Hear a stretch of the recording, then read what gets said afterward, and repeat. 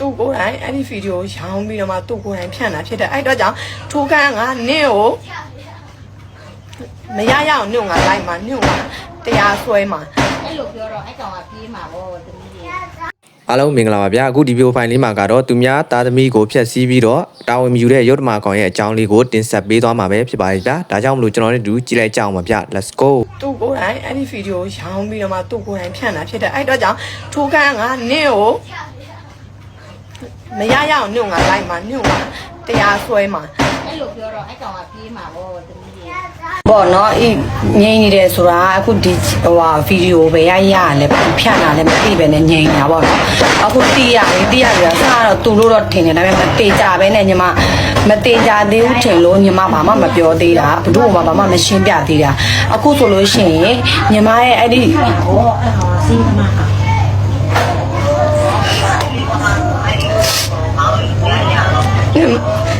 ညီမရဲ့အဲ့ဒီဗီဒီယိုလေးကကောင်းညီမရဲ့ရေးစာဟောင်းပေါ့နော်အခုညီမနဲ့သူနဲ့ပြတ်သွားဆို3နှစ်ကျော်သွားပြီဒါပေမဲ့သူနဲ့ညီမနဲ့စပြီးတော့မှအဲ့ဒီဗီဒီယိုလေးကဖြစ်တော့မှဆိုလို့ရှိရင်ညီမအတက်က16မပြည့်သေးဘူးပေါ့နော်16နှစ်တောင်မပြည့်သေးဘူးတဲ့ဗျာတော်တော်ငယ်သေးတာပဲဗျာစက်ကြည့်လိုက်အောင်2နှစ်ကျော်နေပါ3နှစ်ကျော်3နှစ်နေပါတွဲခဲ့တာပေါ့နော်အခုအဲ့ဒီတိုက်ရိုက်တင်တဲ့ channel အကောက်ကိုညီမသွားမေး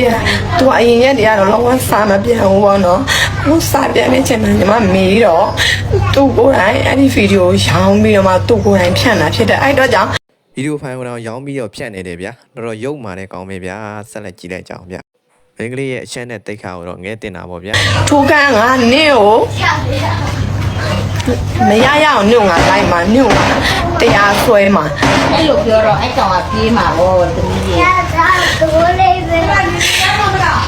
အဲ့တော့ဒီတကားပိတ်လိုက်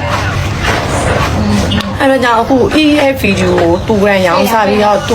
ပိတ်မှောင်သွားမှလို့ပြန်ဖွင့်လိုက်အဲ့တော့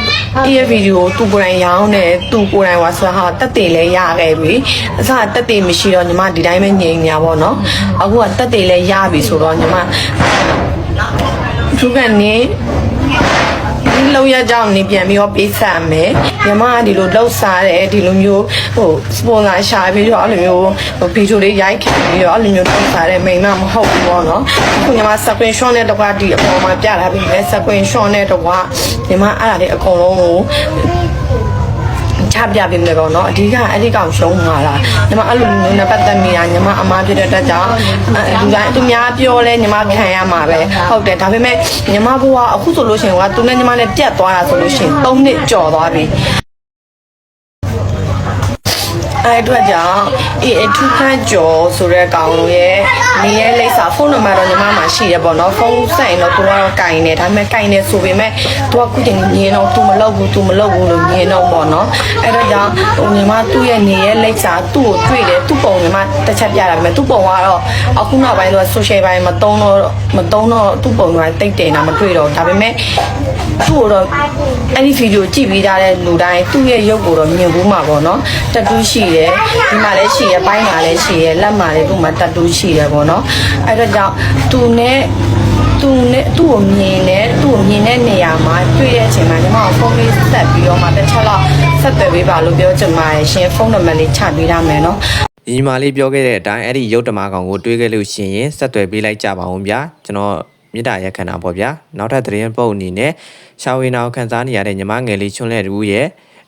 ဝမ်းသာစရာသတင်းကောင်းလေးကိုနားဆင်ရမှာပဲဖြစ်ပါတယ်ဗျာရခိုင်ဆရာဝန်မကြီးဒေါက်တာကျော်တာစိန်ကြောင့်ရှာတဖို့ထွက်နေတဲ့ဝေဒနာကတက်တာသွားတဲ့သမီးလေးစင်ရနပါမှုနဲ့ယောဂဝေဒနာကြားမှာမျောလင်းချက်ကင်းမဲ့နေခဲ့တဲ့ညီမငယ်လေးရှုံးလေထူရဲ့ဘဝကိုရခိုင်လူမျိုးပရိုက်တာဆရာဝန်မကြီးဒေါက်တာကျော်တာစိန်ကကဲတင်ပေးခဲ့ပါတယ်လူတယောက်တွင်စကားပြောဖို့စားဖို့ဆိုတာနေစဉ်ဘဝရဲ့အခြေခံကြဆုံးလိုအပ်ချက်တွေပါဒါပေမဲ့ညီမငယ်လေးရှုံးလေထူအတွက်ကတော့ဒီယာရီဟာနေစဉ်ရင်ဆိုင်နေရတဲ့ငယ်ကန်တစ်ခုလိုဖြစ်နေခဲ့ပါတယ်သူမကငယ်စဉ်မွေးကင်းစားရွယ်တွေကရှာမတဖို့ပါလာခဲ့တဲ့မွေးရမှာဝေနာရှင်လေးတူပါအချိန်လေးကြာလာပြီးရွယ်ရောက်လာတဲ့များဒီရှာတဖို့ကြီးကလည်းပိုကြီးမလာခဲ့ပါတယ်ဒီဆိုလာတဲ့ချိန်လေးကြောင့်ညီမငယ်လေးဟာစကားကိုပြီးတတ်ပြောနိုင်တော့တယ်လို့နေ့စဉ်သက်ရှင်ရက်တည်ဖို့အတွက်အစာအာဟာရစားတော့ရမှာတောင်အလွန်ကိုခက်ခဲတဲ့ဒုက္ခတွေကိုရင်ဆိုင်ခဲ့ရပါတယ်ဒီလိုယောဂဆိုကြီးကိုကုသဖို့ဆိုတာခွဲစိတ်မှုခံယူမှသာရနိုင်မယ့်အခြေအနေပါ ဒါပေမဲ့အလွန်ကုန်မှာဆွေရနဲ့ပါလာတဲ့သူမရဲ့မိသားစုချင်းတွေကြောင့်ကုန်ကြစည်ကြီးမားလာတဲ့ဒီခွဲစိတ်ကူတာမှုဆိုတာသူတို့မိသားစုတွေတော့ဘယ်တော့မှလက်မမီနိုင်တဲ့အိမ်မက်တစ်ခုလိုဖြစ်နေကြရပါတယ်ဒီလိုကူညီမဲ့ပြီးတော့မမိုက်တဲ့ညီမလေးရဲ့ဘွားတွေကိုဆိုရှယ်မီဒီယာလူမှုကွန်ရက်ကနေတစ်စဲမျှော်လင့်ချက်ရောင်ကြီးလေးတစ်ခုဝင်ရောက်လာခဲ့ပါတယ်အဲ့ဒါကတော့အလူခံပိုးလေးတစ်ခုကနေတစ်စဲအငိမ့်သားဆရာဝန်မကြီးဒေါက်တာကျော်သားစိန်ကဒီသတင်းကိုမြင်တွေ့သွားခဲ့တာပဲဖြစ်ပါတယ်ဆရာမကြီးကဒီပိုးလေးကိုမြင်ုံသက်သက်တနာယုံသက်သက်နဲ့ကြောက်မသွားခဲ့ပါဘူးသူမကိုယ်တိုင်လူရှင်ညီမလေးကိုကူညီခဲ့တင်ပေးဖို့ပြည့်ပြတ်သားသားဆုံးဖြတ်ချက်ချခဲ့ပါတယ် တကယ်ချင်းတို့ရေပြီးခဲ့တဲ့တစ်ဖက်လောက်ကလေလိုင်းမော့မှာရှာကြီးအပိုဖြစ်နေတဲ့အကြီးတစ်ခုဖြစ်နေတဲ့ကလေးလေးတယောက်ကိုတကယ်ချင်းတို့တွေတွေ့ကြမှာပေါ့နော်လိုင်းပေါ်မှာလေအဲ့ဒီဟာကိုအခုဆေးရုံမှာသူတို့ခွဲစိတ်ဖို့အတွက်အလှခံနေပါတွေခံပေါ့နော်လို့တော့အဲ့ကလေးလေးကလည်းအလှခံနေအများကြီးရလို့ဆိုပြီးတော့သူ့လိုပဲဘဝတူဒါပေမဲ့ယောဂတော့မတူဘူးပေါ့နော်အဲ့လိုမျိုးပဲနောက်ကလေးလေးတယောက်ကလည်းမျက်နှာမှာလည်းရောင်ကားပြီးတော့အဲ့လိုမျိုးဖြစ်နေတဲ့ကလေးလေးတယောက်ကတော့သူသွားလှူလိုက်သေးတယ်အဲ့ဒီကလေးရှာအကြီးဖြစ်တဲ့ကလေးလေးအခုခွဲစိတ်မှုတွေအောင်မြင်တယ်တဲ့ဒီလားဝမ်းသာလိုက်တာနော်သူကလေဘလို့ဆက်သွန်တဲ့ခွဲစိတ်မှုတွေအောင်မြင်သွားလဲဆိုတော့မာကြီးပြောပြမယ်နော်ပြီးခဲ့တဲ့မိုးရင်းလောက်ကနေပြီးတော့အဲ့ရခိုင်ပြည်ကဆရာမကြီးအပြူကြီးဆရာမကြော့တာဆိုင်ဆိုတဲ့ရခိုင်ပြည်ကအပြူကြီးတယောက်ကကလေးတွေအများကြီးမွေးထားတာရှိတယ်သူ့မှာသူမွေးထားတဲ့ကလေးလေးတွေဆရာဝန်တွေများတယ်မွေးစားထားတဲ့ကလေးလေးတွေပေါ့နော်ဆရာဝန်မလုပ်နိုင်တဲ့မိဘတွေကမထားနိုင်တဲ့ကလေးလေးတွေပေါ့နော်သူကထားပေးတာပေါ့နော်အဲ့ဒီဆီယာမာကြီးရဲ့အဆက်အသွယ်နဲ့အဲ့ဒီဆီယာမာကြီးကနေပြီးတော့ဒီခုကလေးလေးတက်ရောက်နေတဲ့ဆေးရုံမှာသူတာဝန်ယူမယ်ဆိုပြီးတော့ပရာဟိတတွေနဲ့ချိတ်ဆက်ပြီးတော့ပေါ့ကွာသွားပြီးတော့ဆေးရုံအုပ်ကြီးနဲ့သွားတွေ့လိုက်တော့ဖြစ်ရှင်တော့အဲ့ဒီဆေးရုံအုပ်ကြီးကသူ့နဲ့ငယ်ငယ်တုန်းကအတူတူခင်မင်းရင်းနှီးခဲ့တဲ့ဆေးရုံအုပ်ကြီးဖြစ်နေတယ်ကွယ်ကလေးလေးရဲ့ကုသကံလို့ပဲမာကြီးတော့စဉ်းစားမိတာပေါ့နော်အဲ့ဒါနဲ့ပဲအဲ့ဆရာဝန်ကြီးကအခမဲ့ခွဲစိတ်ကုသပေးမယ်လို့အဲ့ဒီဆရာမကြောတာဆိုင်ကိုပြောလိုက်တယ်ပြောလိုက်တော့အဲ့ဒါနဲ့ပဲဝမ်းသာကြတာပေါ့နော်အခုတော့ခွဲလိုက်ပြီးခွဲစိတ်ကုသမှုတွေအောင်မြင်သွားတယ်လို့တော့ပြောတယ်လို့ကင်မရာရှေ့ကိုတော့မထွက်သေးဘူးပေါ့နော်ရှေ့ကိုသူ့ကိုမထုတ်သေးဘူး तू ကတဲ့အဲ့လိုအောင်မြင်သွားလို့ကောင်းသွားပြီဆိုရင်သူ့အဖေကိုသူပြန်လုပ်ကြည့်ပါမယ်လို့ तू ကလည်းအဲ့ဒီစိတ်တွေသူ့မှာရှိတယ်အဲ့ဆီအမကြီးကြောတာဆိုင်ရကျေးဇူးတွေကအများကြီးပဲနော်အပြိုကြီးနော်ဒါမှကလေးတွေမွေးတော့တာအများကြီးပဲမိဘတွေကြောင်းမထိုင်နိုင်တဲ့ကလေးတွေပေါ့နော် तू အဲ့ဒီလိုမျိုး तू စောက်ရှောက်ထားတဲ့ကလေးတွေရှိတယ်ဆရာဝန်တွေအင်ဂျင်နီယာတွေပေါ့နော်ကျောင်းဆရာမတွေအဲ့လိုမျိုးပညာတတ်တွေကြီးပဲသူကလေအိမ်အောင်မရှိဘူးအပြိုကြီးဒီလားအဲ့လိုမျိုးတွေတွေ့ရတော့ဝမ်းသာပါတယ်လို့နော်